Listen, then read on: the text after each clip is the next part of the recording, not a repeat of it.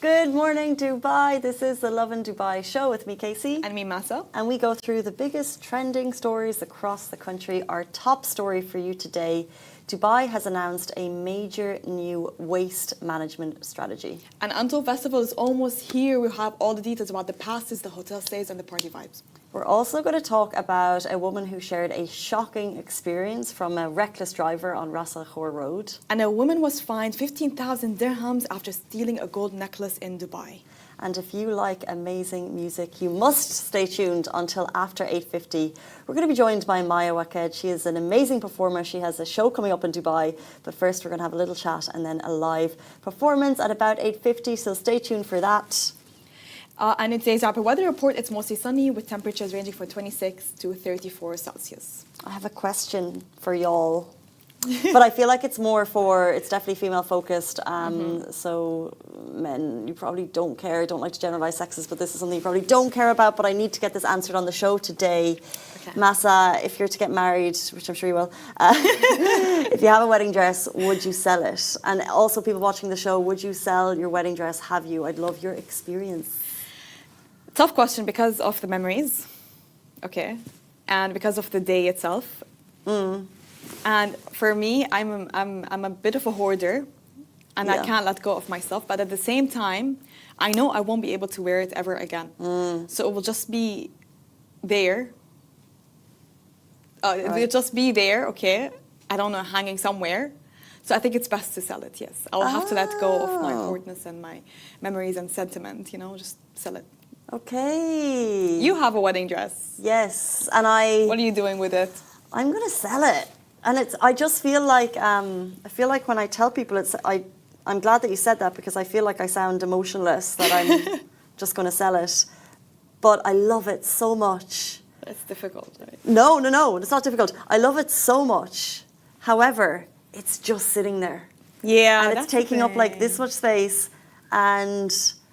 My mom had her wedding dress and we tried it on once or twice, but it was never like when your child gets married in 20, 30 years, they'll probably just get a new dress. Yeah. I'm not too sentimental about it, so I'm going to sell it, but I would just wonder if anyone is watching has advice on it. Because I don't want to make the wrong decision. You brought a really good point. Like a lot of people will want to keep their wedding dresses because in case their daughter would wear it, but at the same time, generations change, trends change, people want different things. Maybe she has a different style, maybe she wants like something else, she imagines something else for her wedding. So it will just be there. And you'll always have the pictures to remember. You wore it, you have so many pictures, from professional photographers, from your family, from your friends, exactly. You can never wear it again and it could go to a better home. My mom got married in the era of Princess Diana. Ooh, did she have a similar dress? Yes, a huge, glorious meringue. Wow. It was massive, and we would try it on, but it kind of got a bit discoloured. I think we still have it, but it got discoloured to the point that there's the point of no return. And also that, so the shoulders were like puff, and then the brand was like puff, and really quite a lot of material. And so that's not my vibe. You would have had to fix it up a bit, like take it to the tailor, cut up things. Well, colouring, I don't think you can fix discolouring because, I mean, she was old. I got married quite later. So Yeah. like minimum 35 and I was the youngest of six kids, so like 45 years later. Wow. So the dress is still there, but it's kind of falling apart. Your I mom? think- No, Yeah, my right. mom, she had different circumstances when came to her wedding because of the location that she got married at. Okay. So they had they had to have like a very small wedding. So the dress was not like a major big wedding dress. They did it somewhere. They did it at my grandma's house. Cute. And it was a very cute little dress. I think she rented it. She didn't buy it. They do that a lot. Like even here, I would rather rent the dress as well. Yeah. But it's still expensive, by the way. Renting the dress is really expensive. True. I was shocked. I thought renting a dress would cost like 2 to 3K. And then I was hit by reality. So the It's so platform, expensive. well, the platform I'm using has the option to rent or sell. So I'm just going through one, and they do everything, so it's not confusing. But they just put it up for rent or sell. But you just bought it, yeah. So no, but so now I don't know if I'll be renting or selling my dress, but I've just given it to them for like a year. I've got to sign a contract. So I'm selling. you're right. Thousand Cry saying, I sold mine, no attachment to it. The important thing is the marriage. Yeah, I kind of agree. I feel like Cute. get the most amazing dress, love it, and then I feel like if I bought a dress, it'd be so hard for me to let it go. But I know I would have to, because what would I do with it? it's so pretty. It's just sitting there. It's Yeah. such a waste. Anyway, speaking of waste, Dubai announces a major new waste strategy. Dubai municipality unveils Circle Dubai. You've heard it here first and you're going to hear it again and again. It's a project that will champion sustainability and waste reduction. And so the aim is to target 100% diversion of all waste types from landfills by 2041. That means that the waste won't even be getting there because it will be diverted in different forms. It represents a long-term transformation plan, redefining waste management concepts and practices. The move will be supported by 70 strategic projects and 26 performance indicators. The initiative targets 9 key sectors and will empower sustainability ambassadors to spread awareness to achieve the aims. And so, under the slogan, reduce, reuse, recycle, together we make a difference, the launch took place during the 2025 Asia Pacific Cities Summit and Mayors, which is happening right now, a forum happening right now in Dubai. Circle Dubai aims to transform waste management attitudes. So, are you recycling? We're going to get into that in a second. And also systems. So, the systems across the Emirates are going to change. This will be a significant step in the city's environmental journey. The initiative aims to incorporate integrated community campaigns. So, they're targeting the communities to embed a culture of zero waste, which is very interesting, I think. It's very interesting. No, it's very interesting, and it's really good that they're doing this initiative because I feel like we need to get into the habit of recycling. You know, we talk about recycling, but we don't have it as daily part of our day, or it's not part of our routines. We don't do that. Like, I don't sit and think about recycling because I'm not used to it. But like, I think we need to be a little bit more aware, and this is what they're trying to do: is just not have initiative and awareness. And the only time I'd recycle is that if I am outdoors, if I'm going to a mall, if I'm going to an area and they have those bins that have the separate, you know, plastic, paper, whatever, that's the only time I recycle. But at home, no, I don't do that. I'm the same, and we've put up a quick poll on WhatsApp. Do you recycle? Can I just see what answer you would say? So the only time you recycle is when you are out at the mall and you've got those bins. So do you recycle always, sometimes, never? Sometimes, I think. Yeah, so majority are saying sometimes, 15 said always, and 11 are saying never. I imagine those bins, because this is what happened in Ireland years ago, or some type of that type of thing will be introduced into our homes. Because what they're planning to do is to introduce different methodologies in the communities. Yes. And so if we as people are recycling, then the waste won't get to the landfills, it will be diverted into different things, it will be reused.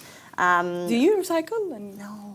Yeah, that's and I did in Ireland. You did? Really? Yeah. And you know, it was when I was leaving my building, because it was, you had to. You had different bins. Yeah. No, not the option. Like, it was when the garbage collectors come to collect the bin at your door, you've got your green waste, so your glasses and your bottles, you've got your general waste, and you've got your food waste. Yeah. And now people can go even more detail into that, but that's what we have. So 3 separate bins, and you would never, like, it's absolutely sacrilege to throw the wrong. You would never throw just like a full, like, bag of waste into one of the wrong bins. You just don't do it. You don't do it, yeah. You don't do because it. you have different options, so you just have to separate them, basically. You separate it in the house, And so what we probably will see is more coloured bins to encourage this, which is it's really interesting, and it's exciting to be at the beginning of it now. 100%. If I saw like different bins outside my house with different, for example, one for paper, one for plastic, one for glasses, definitely was separated.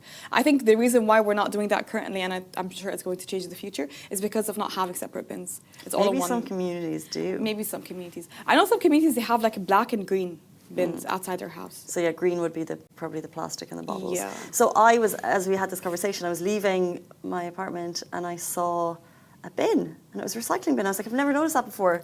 And I was like, oh, it's so easy because it's just for glass bottles. Yeah. So I was like, oh, I could easily just put things down there, no problem. Now that I know it's there. So Now it's going to be easier for us. And now we can't complain, and now we don't have excuses. no excuses. Speaking of no excuses, you do not have excuse to skip on this next event. You should not be missing this event because there are some people that are traveling from abroad to attend this, your ultimate guide to Untold Dubai 2025. We have the information about the passes, the hotels, and non-stop party vibes. So Dubai's most anticipated music festival is back, and it's bigger, louder, and wilder than ever. So from November 6th to 9th, 2025, Untold Dubai is taking over Dubai Parks and Resorts for 4 epic days of music, lights, and pure energy. It is so close. There are going to be massive performances, global superstars. We've got Martin Garrix, we've got J Balvin, Armin van Buuren and Swati, plus 100 more artists across 5 epic stages. So whether you're an EDM lover or just into for the vibes, there is a festival pass with your name on it. You can grab general passes for full festival access or go all out with the VIP experiences that bring you closer to action. And here's the real win. You don't even have to leave the festival grounds, because what they've done this year is they've created official hotel packages. So hotels you already know, like La Pita and even Legoland hotels, you can actually stay at the hotel right in the middle of the action. Get all your friends together. What an epic weekend. There'll be no traffic, no rush. You can fall into bed when it all ends, and just non-stop fun. 4 nights, 5 stages, over 100 artists. Untold Dubai 2025 isn't just a festival, it's a vibe. It's a world of its own. The Untold Festival is going to be huge this year. You know, I was just going through the Reddit post, and you can see the excitement of people. I saw someone traveling from Seychelles, okay? Loads of people are doing the 4-day passes, but you can have the option to choose just 1 day. And everyone's been hyping up, the reason why more people want to come and are more drawn to this year is because a lot of people praised last year's event. And they said it was really cool, and it was really fun, and it's really worth it. So this is why they're increasing their day passes and having the full 4-day access. And they're connecting in the Reddit post. They're like, let's meet. I made loads of friends, let's meet. It's going to be a really nice event. I really want to go. And it's so... events happen here all the time. We're very blessed by big concerts, but this is on another level. This is one of the largest ones. One of the largest Untolds. Yeah, the music festival. Untold is one of the largest music festivals in the world. Exactly, and it's coming here. It's on our doorstep. On our doorstep. It's going to be epic. The lights, the sounds, the music, the vibes, everything. Get your tickets now. Let's jump into our next story. We're talking about a woman who shared her shocking experience on Ras Al Khor Road. The video is really, she's really caught someone in the act here. A concerned resident shared a video of a reckless driver who nearly hit her car before pulling another dangerous stunt on the same road. So share the clip to raise awareness about poor road behavior, and in case you need this public service announcement, reckless driving in Dubai comes with serious penalties. Yes, it does. This type of behavior, you're looking at a 2,000 dirham fine, as well as 23 black points and 60-day vehicle impoundment. This was shared from her dash cam, I reckon. And she said the person cut across her, nearly crashed into her. What type of rush do you need to be in? You know, this happened to me last Friday. You have to be so in control and not to panic to avoid any accidents. So when this happened, it's happened to me so many times, but just recently, this happened to me on Friday. This person the road is clear, the road is empty, you know, and if they think I was driving slow, I wasn't on the left lane, I was on the right lane, okay? If you think I was driving too slow for you, you can switch lanes. You don't have to cross through the emergency lane to pass through me. I think it's just an ego thing, by the way, because if they really thought that I was driving too slow, just switch lanes overtake me, and you're done. They didn't want to. Why did you have to do all of that, you know? Wow. And to put me in danger and to put Did the it look people like with that me car? in Maybe danger? it's I don't know what it is. I remember, and the people, because I didn't want people around me, I had 2 people with me in the car and I didn't want them to panic, so I didn't react. So I was like, you know what? I'll just swerve a little bit to the right, just give them some space. But you have to be in control. Don't panic, because if you panic, you might swerve to the right, you might hit the car. So stay calm. That's my advice. Stay calm and also... And don't do that. And report it. I mean, Report we it. know that the police are... there's so many initiatives, black points, vehicle impoundment, major fines, because there are accidents on the road, and what the authorities are trying to do is curb them. Yesterday I was at a roundabout, and I get confused with the rules of the road, but it was a 2-lane roundabout. I was going straight, I was in the right lane, but the arrow says you can go straight or right. Yeah. And so it was a really busy roundabout, and so when there was a space, I went to take my move, following along to go straight, but the car to the left of me was going right. Okay. And so he nearly went into me. Oh, God. But I was like, no, you're in the left lane, you can't be going right. You can't be going right at this roundabout. And he was so like, actually, I don't know if it was a man or woman, I'm just saying it was he. The car was so sure of itself and its movement, and I was like, you can't do that. Can't do that. It's very dangerous. So dangerous. It's really dangerous, especially on a roundabout. It's really dangerous. And it's such a busy roundabout. And it's a very small one, and everyone's moving quickly because it's so busy, and everyone's trying to go. And I was like, "Oh, you literally nearly went into me." And then that's the thing. Like, this is what happens when accidents. You just need to make the right conscious decision of switching lanes before having to leave. If you know you're going left or you know you're going right, switch the lane. That person should have gone around the roundabout. Like, life's too short. And if I had been going faster or slower, like, luckily I'm nervous on the roundabout, so I'm looking. If I hadn't been looking, I wouldn't have been aware. Exactly. And who knows what You know, my happened. dad's tip for driving is like, it's not about only avoiding your mistakes. You have to be aware to avoid other people's mistakes. So true. Yeah. Same with skiing. Yeah. So just avoid. Here's a mistake you're certainly going to want to avoid. So a European woman was fined 15,000 dirhams after stealing a gold necklace in Dubai. A European woman was fined 15,000 dirhams after being caught on camera stealing a gold necklace worth 10,000 dirhams from a Dubai jewelry store. The incident took place inside a well-known gold shop in Deira, where the woman pretended to try on several pieces before discreetly slipping one into her handbag and walking out. Wow. God. What behaviour? Yeah. The store staff noticed the missing item during an end-of-day inventory check. They immediately reviewed the CCTV footage, which clearly showed the woman concealing the necklace. They alerted Dubai police, who quickly tracked her down and arrested her. During interrogation, the woman claimed she acted out of emotional distress after hearing about her sister's death and insisted it wasn't intentional. However, the court found sufficient evidence of deliberate theft. The Dubai Mismander Court sentenced her to 5,000 dirhams fine and ordered an additional 10,000 dirhams in compensation to the store. Authorities emphasised that emotional excuses do not justify theft and reaffirmed Dubai's strict approach to maintaining honesty and integrity in its retail sector, especially in areas like Dubai's Deira's Gold Souk, which attracts thousands of tourists daily. Can I just say, you know, when we've all been in these stores and you're surrounded by so many glittering, shiny things, and you've got this ring on that you're never going to be able to afford, and you're thinking, would they ever notice? They will. They will. They will. Because they do inventory check at the end of the day to make sure that everything is there. So this is why you have receipts. This is why they write it on paper. That's why they have their own checkbooks, is to make sure that the inventory is there. And there is CCTV footage everywhere you go. That horrible man. And, you know, I'm not trying to be unsympathetic.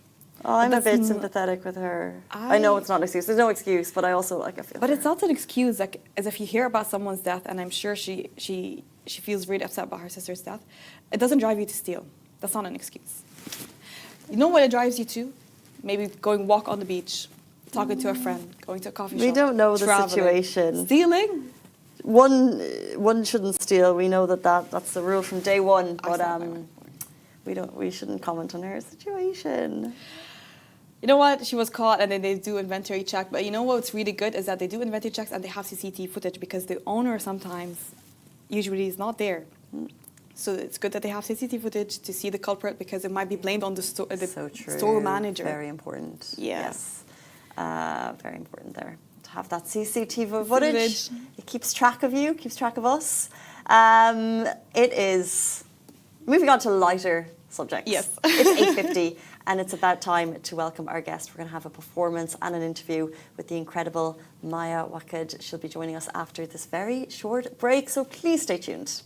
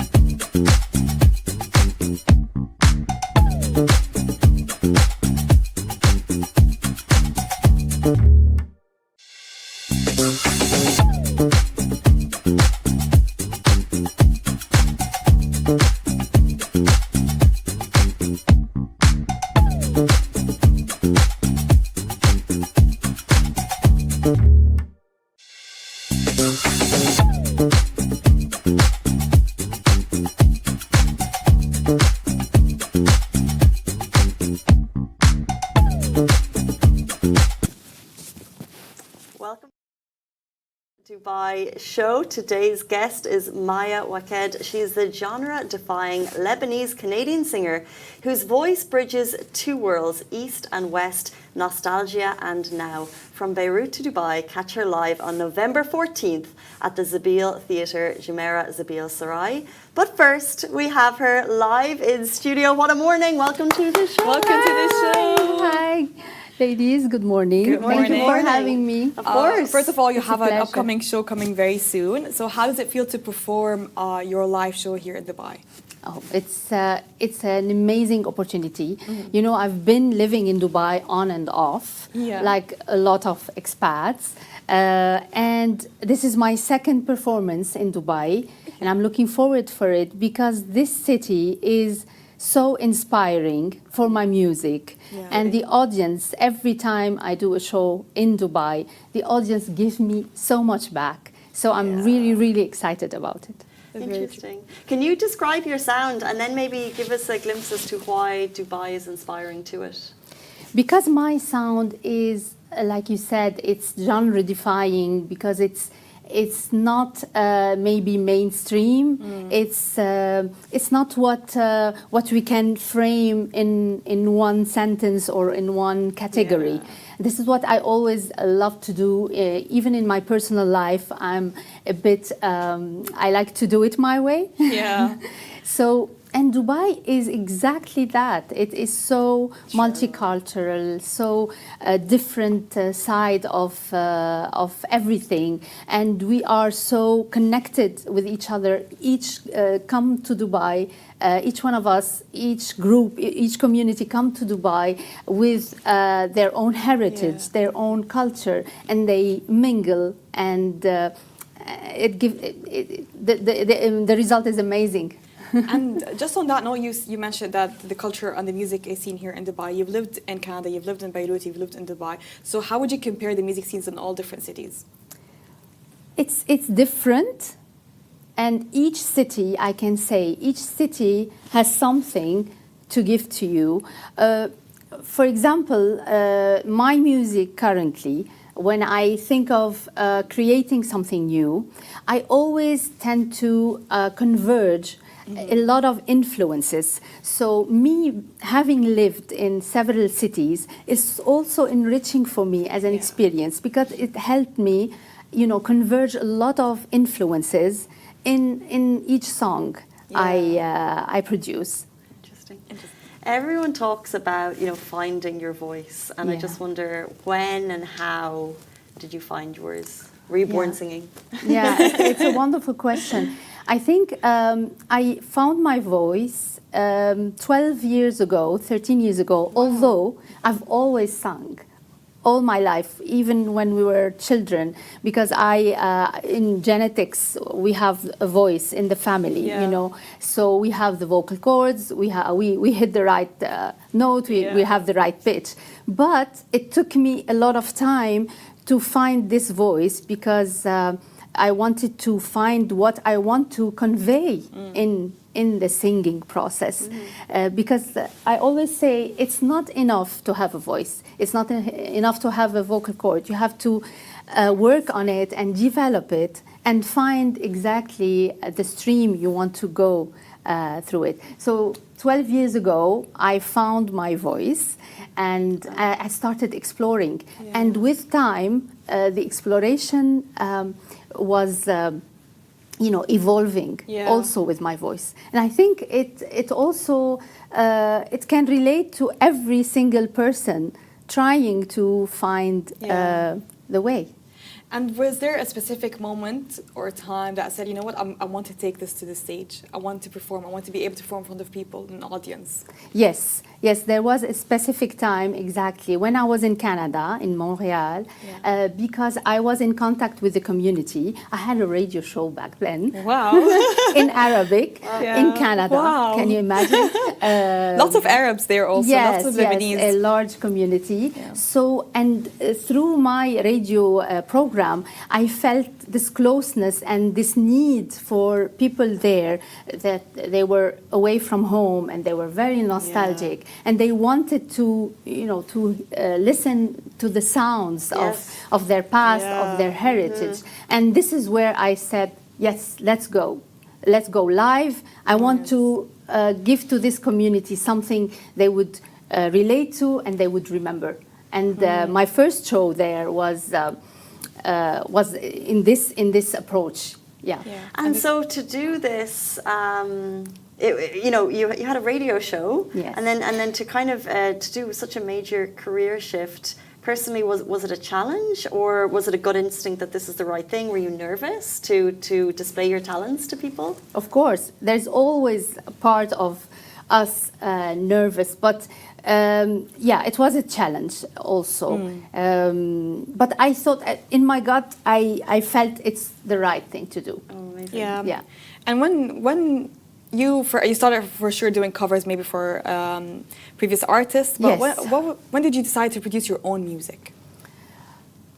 Also, maybe 9 years ago, because I felt that I had ideas. I had lyrics in my head. I wanted to write music for these lyrics. I wanted to express something else, a new subject, a new theme. And this is when I started to produce my own singles. And all these themes that I sing are related to this identity, this feeling home away from home, searching for memories that are good memories. And I found also that nostalgia doesn't have to be dramatic or sad. Nostalgia can be very positive. And I have several songs about this positive nostalgia. And what are your thoughts on, the Arab music scene on a global level? Do you in terms of artists today like San Levant and things are we going to see more? Do you think it's emerging, or do you think it's now do you think it's emerging, or do you think now we're seeing it at its peak? No, I think it's still emerging, because we have a lot of new artists that are in the alternative genre.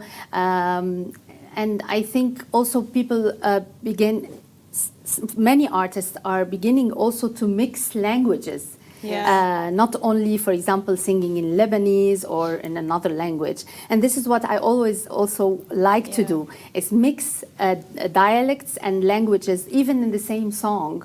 For example, when I take a melody that is very well known in the collective memory of everyone, and I put Lebanese lyrics to it, but I keep one part of it in the original language. This is the case of my song Min Zaman, which is inspired by the melody of Those Were the Days, my friend.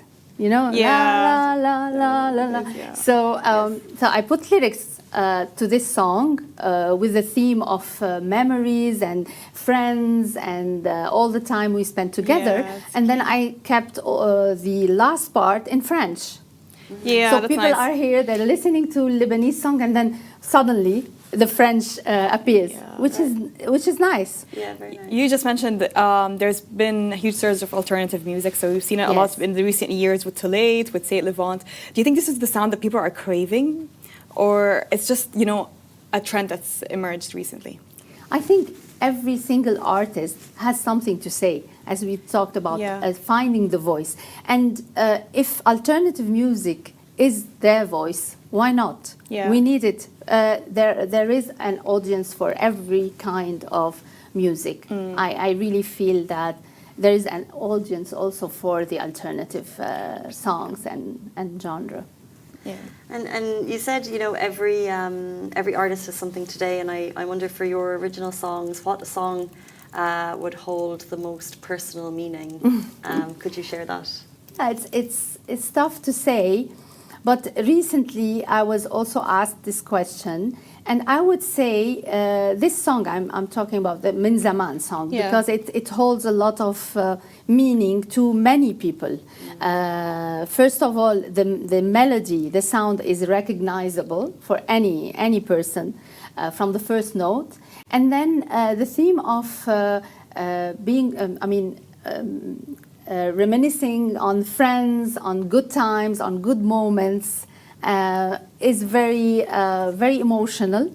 And positive, and I like this. I like this song. And then, what's your process, I guess, for creation? Do you have a studio at home, or, and does it kind of flow naturally, or do you set a time in your calendar? How does it work? I mean, it's a long process. I must say it's a long process, and it involves a lot of discipline.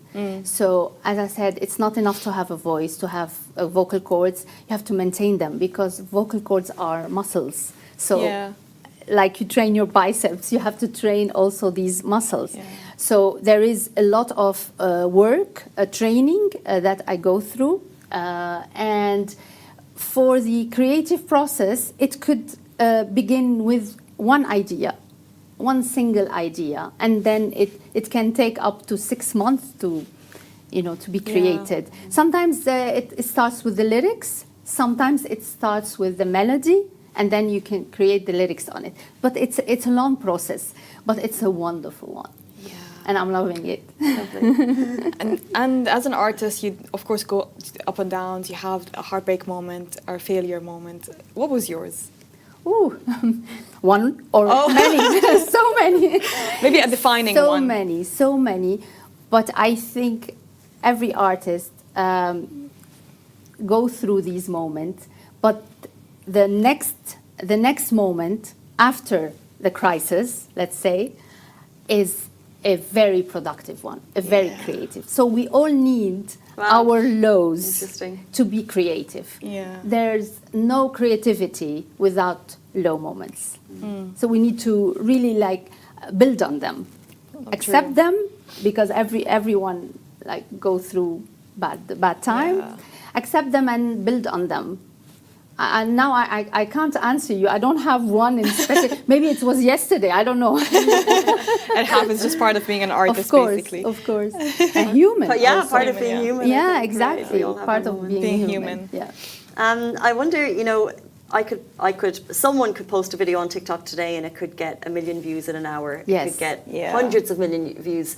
And I wonder, in terms of an artist, success, how do you define success in your career? Of course, social media is very important. We have to be there, we have to be out there. For me, the connection with the audience, the live audience, is also very important. Of course, you can watch me for a year on the screen, love me or hate me, I don't know. But the real test for me is the live audience when I perform live. So for me, this is where I'm trying to build landmarks in my journey. Yeah. So, for example, the show in Zabil Theatre on November 14 is different than the show that I have presented a year before, because every time we give to the audience and the audience give back, and we learn. And this is the fun part of it, the passionate part of it. Yeah. Learning from this communication between the audience and the music, and build on it. And what's your go-to advice for any emerging, upcoming artists in the region that want to make it global? Am I the right person to give advices? I'm not sure, but from my own experience, I would say work, discipline, train, go out there, perform live, produce music. Even if the first song or the second song does not do well, keep on doing it. Don't quit, and it will happen one day. If that's the dream. From the radio to the stage, before she leaves us, Maya has very kindly said that she will give us a live performance in studio, if that's okay? Yes, few seconds. I mean, it's not going to be a full song, right? We want like a teaser. A teaser. We will put it on you. I think we're going to set up a backing track. So Kirby, right, if you could give us a thumbs up when it's showtime. Yeah. Okay. We're going to do a quick check of the audio to make sure it all sounds... And even a cappella, you can go if you want, without music. What do you think? Let's check with our tech team. It should be over to Massa. It should be with you now. Would we like to do it a cappella? We can play the. Can you hear? Okay, Kirby, if we're gonna. Yeah, it's okay. I can do it a cappella if you want, because this is, I think this is not the backing track. It's the track that is already singing. Right. Okay. So this is the live one. Okay. Thank you. We'll do an introduction. We're gonna have. We'll start. Scratch those last 3 minutes. We'll start this again. No worries. Live in studio with the incredible Maya Waked. Take it away. Thank you. So I'm gonna say. This song I'm telling you about, you will recognize the melody, and maybe you will sing with me the next part, okay? Okay. So, بذكر كنا نتلاقى ليلي نضحك ونرقص والسهرة طول تهرب من بيناتنا الصيفية وتوشوشني رح حبك عطول شو كنا من زمان نفرق ننسى تنضل ايام اعياد وسهريات كنا اعز اصحاب نحلم نضل قراب ما كنا نخاف تسبقنا الذكريات لا لا لا لا لا لا لا لا لا لا لا لا لا لا لا. That's it. I think I stumbled on one word or two words, but it was perfect for us. Really Thank you so much. I wanted to join in, but I was like, I don't want to ruin the perfect sound. Yeah. No, la la. No, it's a great tune. You sound like an instrument. I swear. Like of course, it is. It is an instrument, and we have to to maintain it. Yeah. It's really great. Really, best of luck on your upcoming Thank you, show. I thank think it's going to you. be great. We saw some teasers also. We listened to that. It just looks so much fun with everyone like interacting. You know? Yes, you Yeah. should come. Yeah, I'm waiting for you. We will. Yeah, we will. thank you so November much. 14th, Jumeirah Zabeel Saray at the Sabeel Theatre, My Wicked. Thank you so much for your time this morning. Thank you. Thank very you. much. Thank you, Masa. Thank you, Casey. And that is the end of the Lovin Dubai show. We're back here with you every single weekday morning, same time, same place. Have a beautiful day. Bye-bye.